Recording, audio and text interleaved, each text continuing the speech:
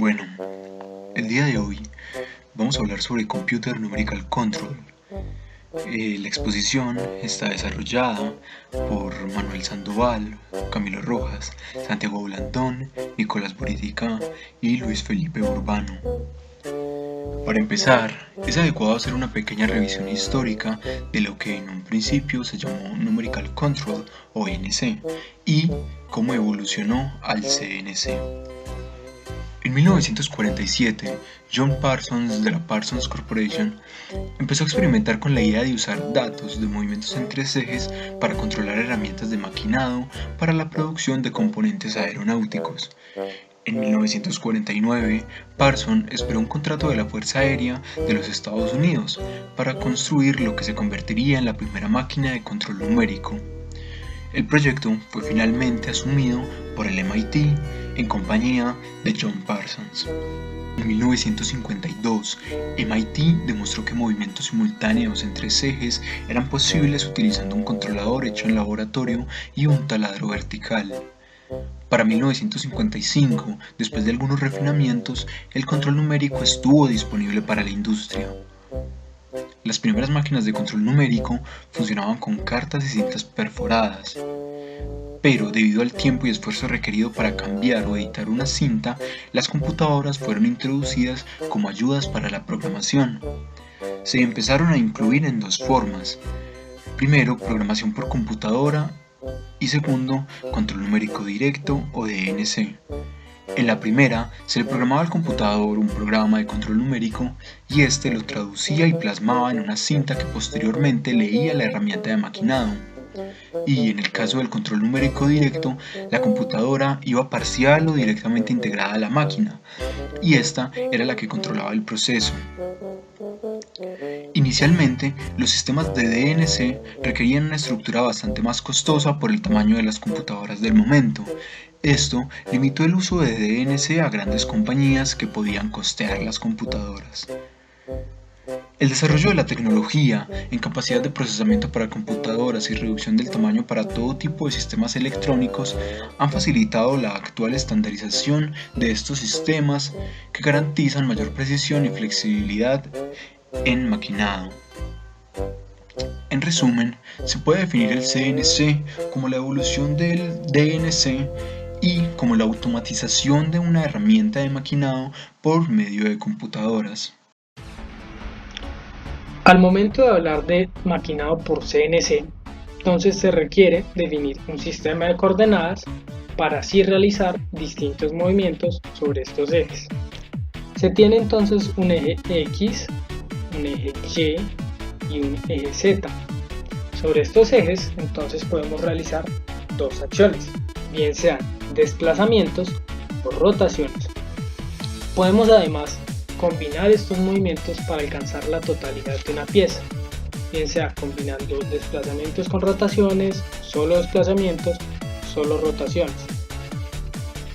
En algunos casos se aprovecha de esta característica para realizar máquinas multifuncionales, los cuales se adecúan con distintos cabezales para que, utilizando el mismo sistema de movimiento, generen distintos procesos.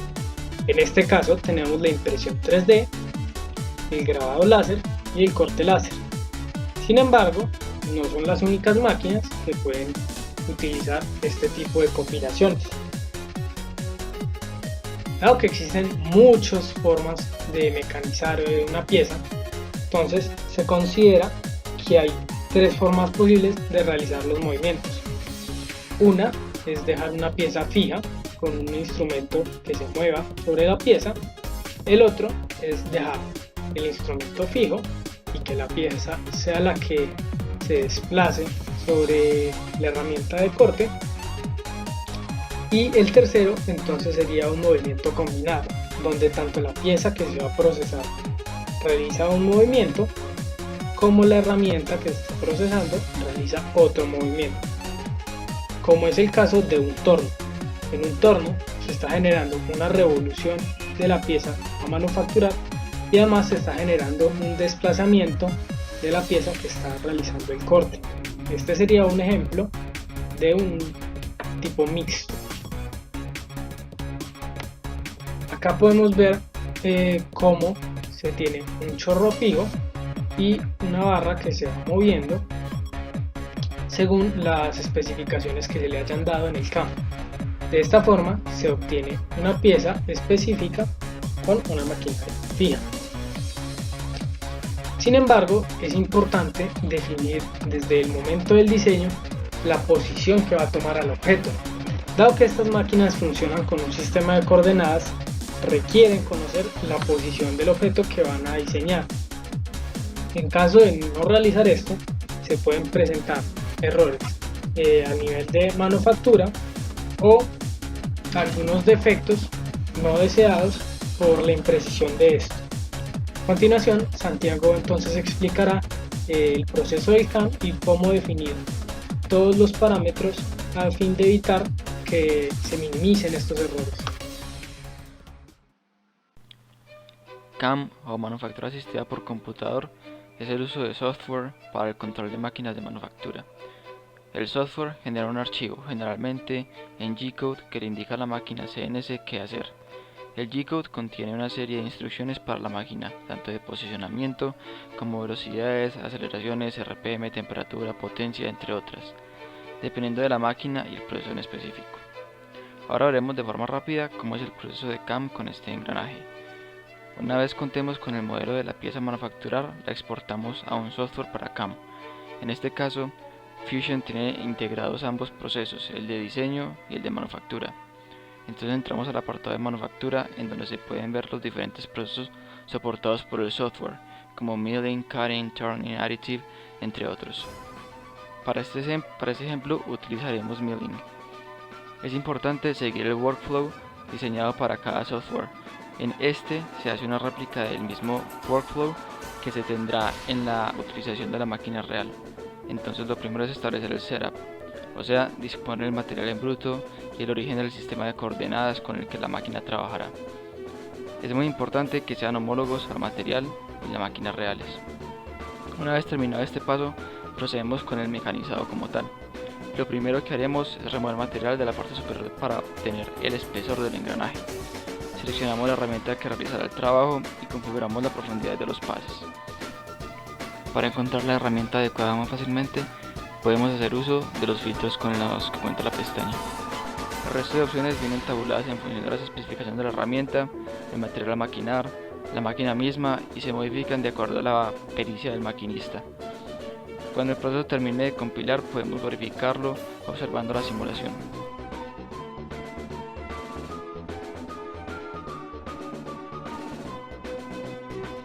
Luego procedemos con el segundo proceso, para el cual repetimos los mismos pasos.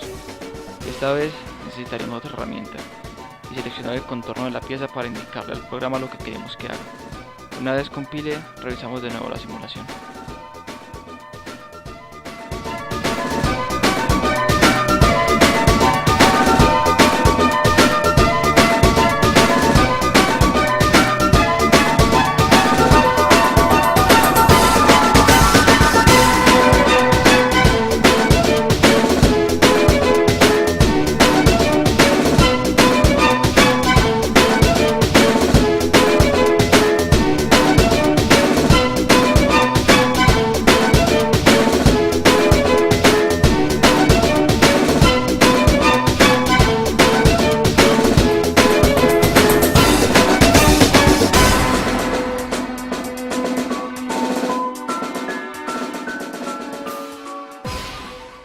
En esta sección vamos a hablar acerca de los materiales en el mecanizado.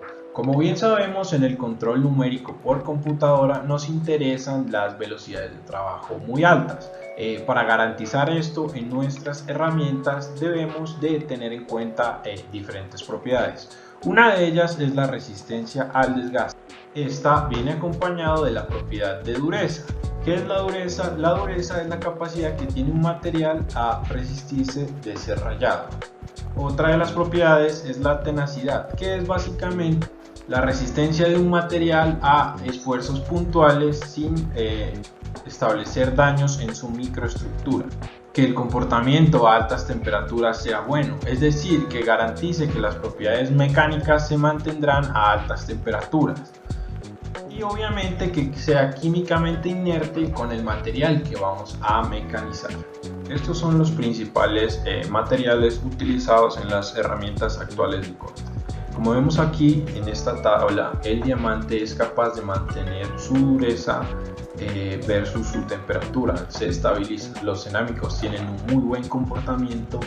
A su vez, los carburos o metales duros se comportan de una manera excelente, por eso son tan populares actualmente.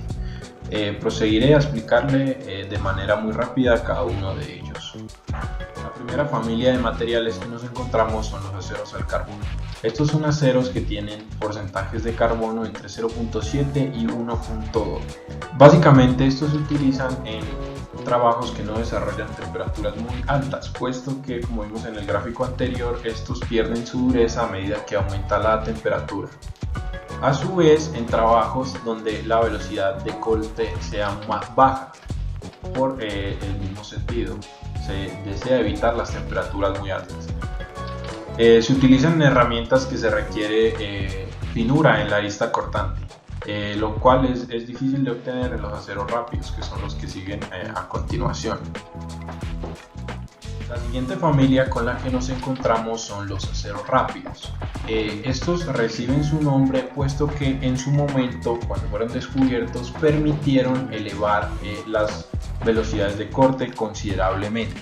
La principal característica de estos aceros rápidos es que logran mantener la dureza a temperaturas altas.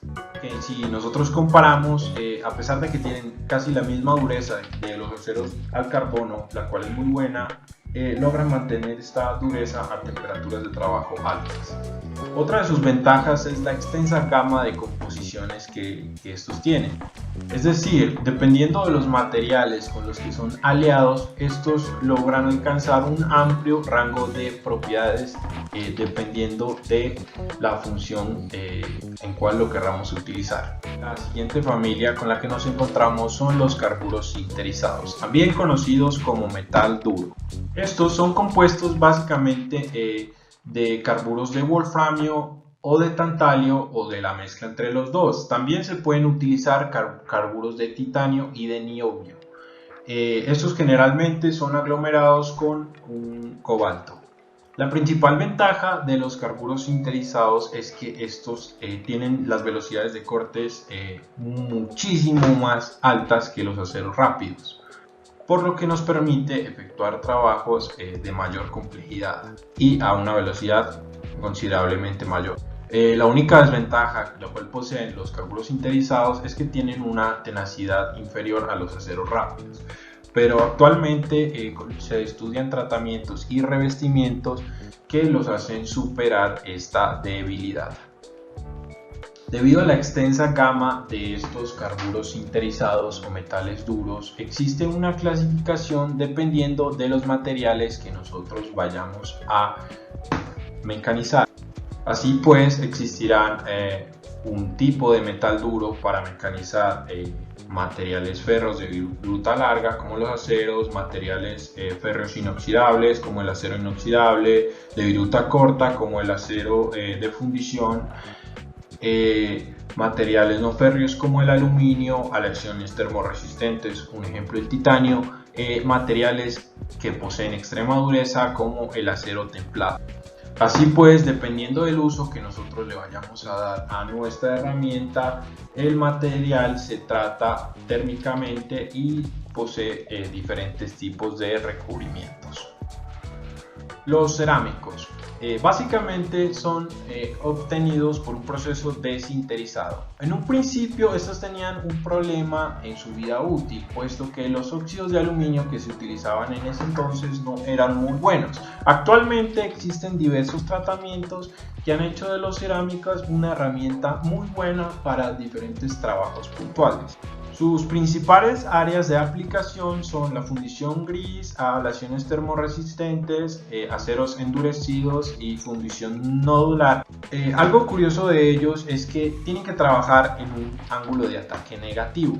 Esto para evitar que hayan esfuerzos puntuales en la herramienta, porque como sabemos los cerámicos tienen una tenacidad muy baja, entonces un esfuerzo puntual podría hacer que la herramienta se rompa.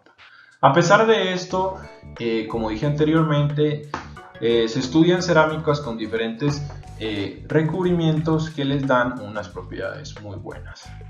El diamante es la herramienta la cual tiene la dureza más alta. Como vimos en la tabla anterior, logra mantener esa dureza a muy altas temperaturas. A pesar de esto, tiene como desventaja la fragilidad, puesto que su microestructura lo hace inepto para resistir vibraciones. Por este motivo, su uso se limita a mecanizados de pasada continua y a baja profundidad. Además de esto, tenemos que tener en cuenta que para reducir los riesgos de fractura en nuestra herramienta de diamante, la punta de la herramienta debe ser redondeada. En el mercado encontramos dos propuestas, la punta curva y la punta poligonal. Generalmente las herramientas de diamante se utilizan para operaciones de terminación en materiales los cuales tienen dureza considerablemente alta. Bueno, yo les voy a hablar acerca del Electrical Discharge Machining o electroerosión, también conocido por EDM, por siglas en inglés, el cual consiste en generar un arco eléctrico entre el material que vamos a maquinar y un electrodo que, digamos, en este caso va a ser como el homólogo del husillo en el presado. Claro que digamos que este proceso no tiene las mismas propiedades que un fresado, pero para hacer una comparación, una pequeña comparación,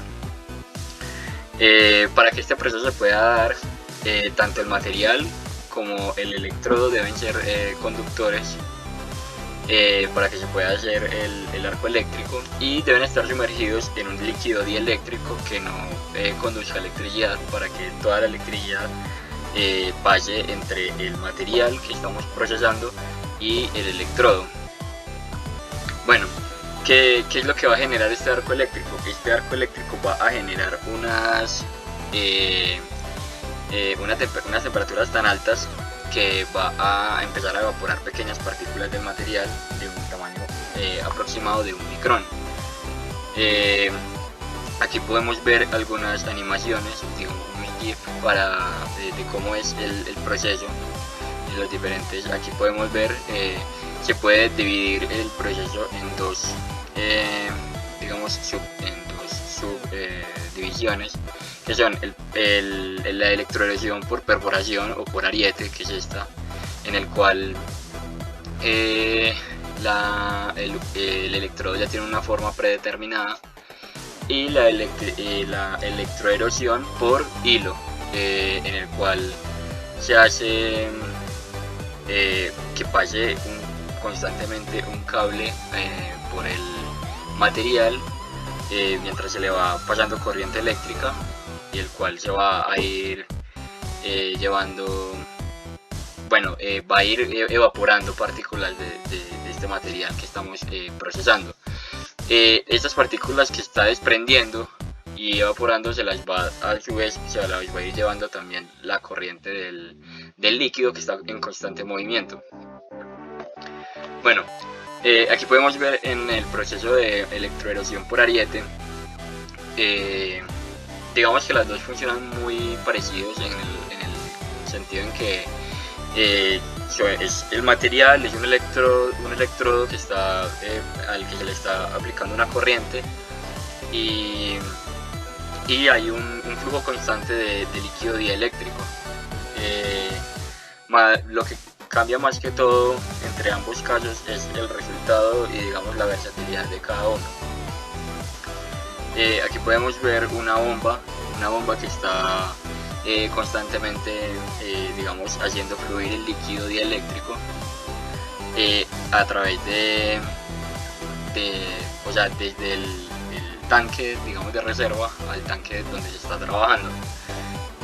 Aquí está la pieza que se está trabajando, y un electrodo que tiene ya una forma predeterminada. Antes, al aplicar la presión y una corriente eléctrica, las temperaturas que va a generar van a empezar a desprender partículas, y entonces el electrodo va a ir entrando y va a dejar la forma, digamos, negativa de su forma. Aquí podemos ver un ejemplo de electroerosión por perforación, en el que el electrodo tiene una forma ya preestablecida de una estrella y la está, digamos, imprimiendo dentro de la pieza.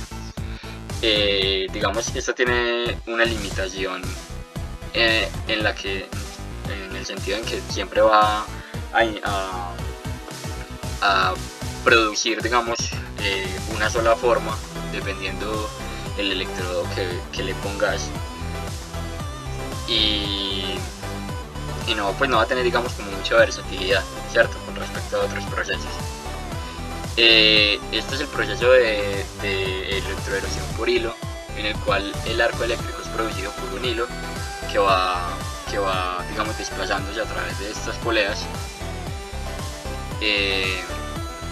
Se le está aplicando un voltaje y entonces lo mismo, las temperaturas que está alcanzando eso empiezan a desprender los materiales, pues partículas del material, que el mismo flujo del líquido dieléctrico se está llevando. Aquí podemos ver una animación más o menos cómo funciona de manera similar a la que, no sé, los que trabajaron con Icopor en el proyecto del primer semestre de los aeromodelos, cómo se calentaba el alambre para poder cortar el Icopor de esta manera. Trabaja de una manera similar.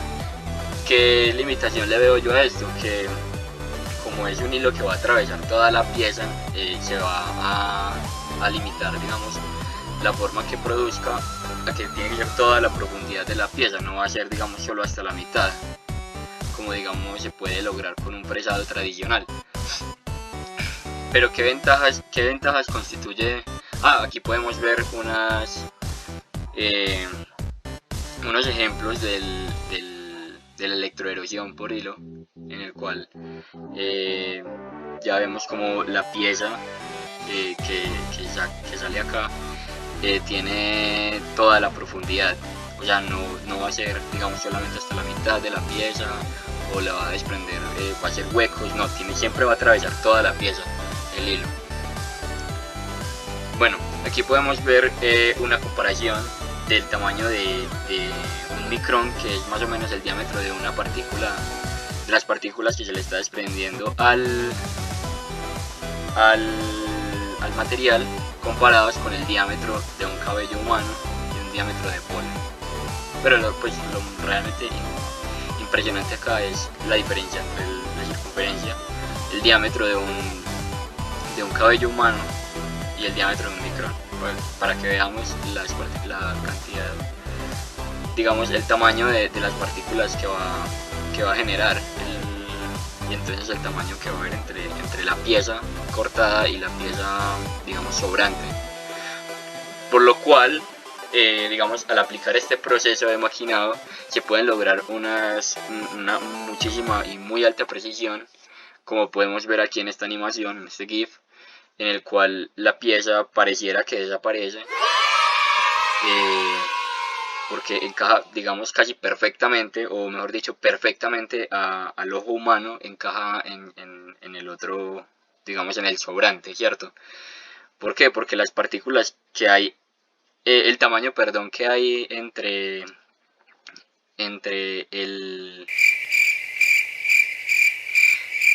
la pieza que se maquinó y el sobrante es de alrededor de una micra de distancia, ¿cierto? Es muy Eso es todo, amigos.